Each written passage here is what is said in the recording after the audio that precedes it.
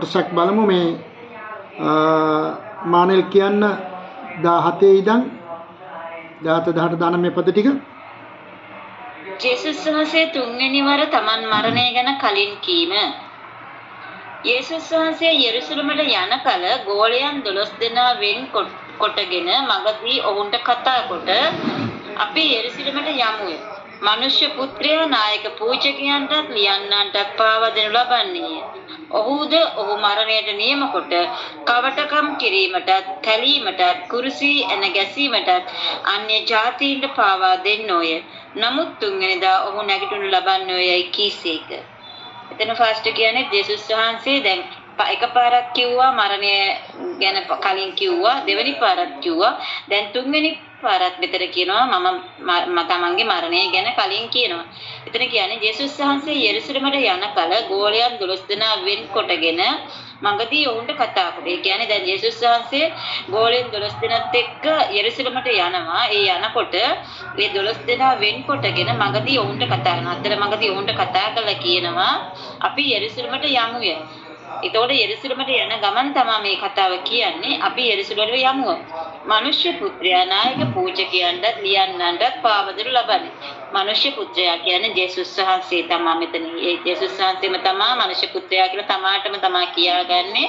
නායක පූජකයන්ට ලියන්නන්ටත් පාවදරු ලබන්නේ. ඒ කියන්නේ මනුෂ්‍ය පුත්‍රයා නායක පූජකයන්ට ලියන්නන්ටත් පාවදරු ලබනවා. ඒ පාවදෙන කවුද? මේ 12 දෙනාගෙන් එක්කෙනෙක් තමයි යූදස් ඉස්කාරියෝ කෙනා තමයි යේසුස් වහන්සේ පාවා දෙන්නේ. ඉතින් ඒ පාවා දෙනු ලබන්නේ කියලා මෙතන කියනවා. ඔහු මරණයට නියම කොට. ඒ කියන්නේ ඔහු මරණයට නියම කොට. එතකොට මේ නායක පූජකයෝ ලියන්නෝයි ටික ඔක්කොමලා එකතු වෙලා මේ මනුෂ්‍ය පුත්‍රයා මරණයට නියම කරනවා. නියම කොට කවටකම් කිරීමටත්, කැලීමටත්, කුරුසියේ එන ගැසීමටත් අන්‍ය ජාතීන්ට පාවා දෙන්නේ. ඒ කියන්නේ මේ මනුෂ්‍ය පුත්‍රයා මරණයට නියම කරලා එතුමාට කවටකම් කිරීමටත්, තැලීමටත්, ඒ කියන්නේ කවටකම් කරනවා කියන්නේ උසුළු විසුළු කරනවා, තාඩන පීඩන කරනවා, තැලීමට කියන්නේ කස පහර වලින් තලනවා. අපේ ජේසුස් වහන්සේ කස පහර වලින් තැලුවා, ගුටි කෑවා. ඉතින් ඇත්තටම ගොඩාක් වේදනාත්මක මොහොතක්. ඉතින් ඇත්තටම ඒ වගේ දේවල් වලට එතුමා පාත්‍ර වෙනවා කියලා ඒකල තලලා, ගුටි කාලා, කස පහර ලැබලා හැමදේම කළා, කොට ලැබෙන හැමදේම කරලා කුරුසියේ එනගසන ලැබීමටත්, ඒ කියන්නේ කුරුසියේ එනගසන්ට පිනිස්ස අන්‍ය ජාතීන්ට පාවා දෙන්න. අන්‍ය ජාතීන් කියන්නේ ඒ යුදෙව් ජාතිකයන්, අන්‍ය ජාතිකයන් පාවා දෙනවා. ඒ යුදෙව්වන්ට පාවා දෙනවා මේ ජේසුස් වහන්සේ කියලා තමයි කියන්නේ. නමුත් තුන්වෙනිදා නැගිටිනු ලබන්නේ කිසිද? එහෙම කියලා ජේසුස් වහන්සේ කියන මෙහෙම පාවා දෙනවා, මෙහෙම කුරුසිය එනගාලා මරනවා, මේ විදිහට තලනවා, මේ විදිහට කවටකම් කරනවා. නමුත් තුන්වෙනිදා ඔහු නැගිටිනු ලබන්නේ. ඒ කියන්නේ මේ මොනවා වුණත් මම කොහොම මේ මනුෂ්‍ය පුත්‍රයා කොහොම මැරුණත් මොන විදියට මැරුණත් තුන්වෙනිදා මලවුන්ගෙන් නැගිටිනවා කියලා ඒ මෙතන ප්‍රකාශ කරනවා පාස්ටර්. රයිට්. මෙතන ඒක තමයි මෙතනදී උන්වහන්සේගේ පූජා වීම ගැන තුන්වෙනි වතාවටත් කියනවා. නමුත් මනුෂ්‍යයන්ට තේරුණේ නැහැ. නැත්නම් ගෝලයන්ට තේරුණේ නැහැ. ඒකයි ප්‍රශ්නේ තියෙන්නේ. අදත් අපි දැන් පුළුවන් තරම් සදාකාලික රාජ්‍යයක් ගැන කතා කරනවා. ජේසුස් ක්‍රිස්තුස් වහන්සේගේ නැවත පැමිණීම ගැන කතා කරනවා. දැන් ඉස්සෙල්ලා බැලුවෙත් එහෙමනේ. උන්වහන්සේගේ නැවත පැමිණීම ගැන කතා කරනවා. නැවත පැමිණීමට පෙර ජනතාව රැස් කරන්න, සේවය කරන්න ඒකට කලක් වේලාවක් නැහැ කියන එක කියනවා. ඒ කියන්නේ මේක අපට අයිති නැහැ. දැන් කිතුණු බොහෝ සභාවන් වල තියෙන ප්‍රතිපත්තිය ඒකනේ. යාලා පූජකවරු යාලා තමයි දෙවනන්සට සේවය කරන්න ඕනේ කියන එක මතේ ඉන්න හුඟක් අය. හැබැයි ඒ මතේ කඩාගෙන තමයි අපි එදා එළියට බැස්සේ. අපිට කවුරුත් කිව්වේ නැහැ සේවය කරන්න කියලා. කිසිම කෙනෙක් කිව්වේ නැහැ. කිසිම කෙනෙක් කිව්වේ නැහැ බයිබල් කොලෙජ් ගිහලා ඉගෙන ගන්න කියලා. දෙවියන් වහන්සේම තමයි ඒවට මාර්ග හැදුවේ, බයිබල් කොලෙජ් වලට යවුවේ, ඒවට මුදල් හොයලා දුන්නේ, සැපෙව්වේ. එතකොට සුභාරංචි කියලා කියන්න පටන් ගත්තේ කවුරුවත් මට කියලා නැහැ. කිසිම දවසක කියලා නැහැ සභාවට සෙනග රැස් කරන්නකෝ කියලා. අපේ සභාවල එහෙම සෙනග රැස් කරන්න එළියට බහලා වැඩ කරන්නේ නැහැ ඒ කාලේ. සෙනගත් හිටියා. ඒ සෙනගට දේශනා කර හිටියා එච්චරයි. හැබැයි අපි දෙවියන් වහන්සේ අපිට කතා කරපු නිසා තමයි අද මේ වගේ කරන්නේ. ඒ නිසා ඔයාලට කවුරුත් තල්ලු කරනකන් ඉන්න එපා. නේද?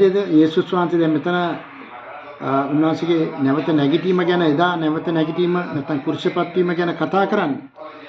හැබැයි අපිට මේක අද හරව ගන්න තියෙන්නේ යේසුස් වහන්සේගේ නැවත පැමිණීම ඉතාමත්ම අතලඟයි. හැබැයි අපි කියනවා නම් ඔයාලට ගිහලා සෙනග දිනාගෙන එන්න කියලා. එතකොට අපේ කීමට තමයි ඔයාලා ඒ සේවය කරන්නේ.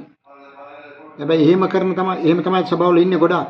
ඔයා ගිහලා සේවය කරන්න කියලා අතරක් කීයක් හරි දීලා ගරුණම්බු නාමයකුත් දෙනවා. එක සිස්ටර්, ලොකු සිස්ටර්, පොඩි සිස්ටර් අර වගේ නම් දාලා දෙනවා. හැබැයි ඒවට රැවටෙන්නේ නැතුව ඔයාලා පුළුවන් හැම අවස්ථාවකම දැන් රැකියාවක් නැත්තම් නිදහස් නේද? ගොඩාක් නිදහස්. අද අපි රැකියාවල් කරද්දි මේ උදේ නැගිට වෙලේ ඉඳන් එක එකනට පණිවිඩ දානවා, දුරකථන වලට කතා කරනවා, සමහරුන්ගේ දුක් අඳවනවා ගැන අහනවා, ජොබ් නැත්තම් ඒවට උත්තර දෙන්න මොනවා හරි දෙයක් තියෙනවා. හිතලා බලන්න මම වෛද්‍යවරයෙක් කියලා එහෙම සේවයක් කරා නම් අද මම කෝටිපති මිනිස්සෙක්. ඒ උදේ නැගිට වෙලේ ඉඳන් සමහර දාට උදේට කනකොටත් දවල් 2-3 වෙනවා ඉස්සර දැන් නැහැ ඉතින්.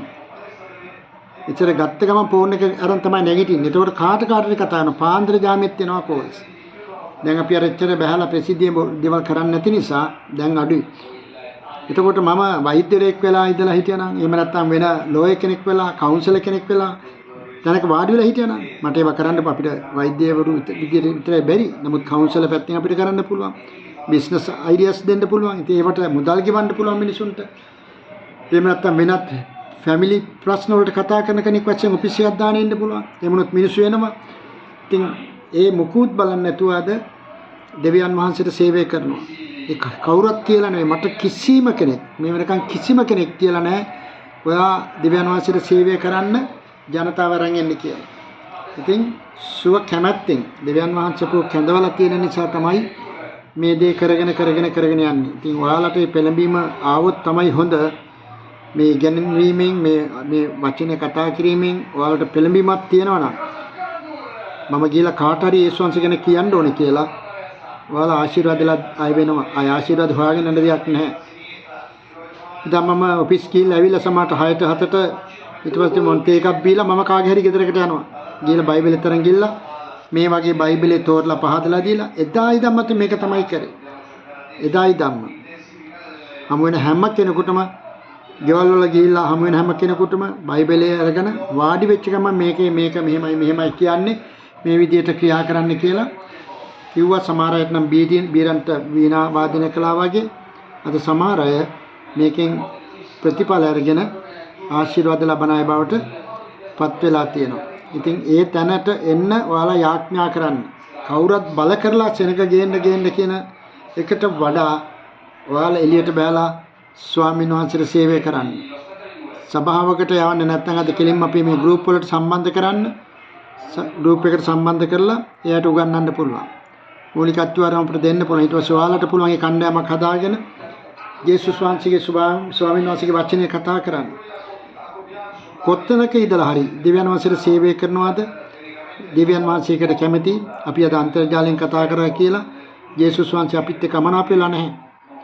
මම හිතනවා අනිත් සභාවල අයට වඩා අනිත් සේවකයන්ට වඩා දෙවියන් වහන්සේ ඔයාලා අපි ගැන සතුටු වෙනවා.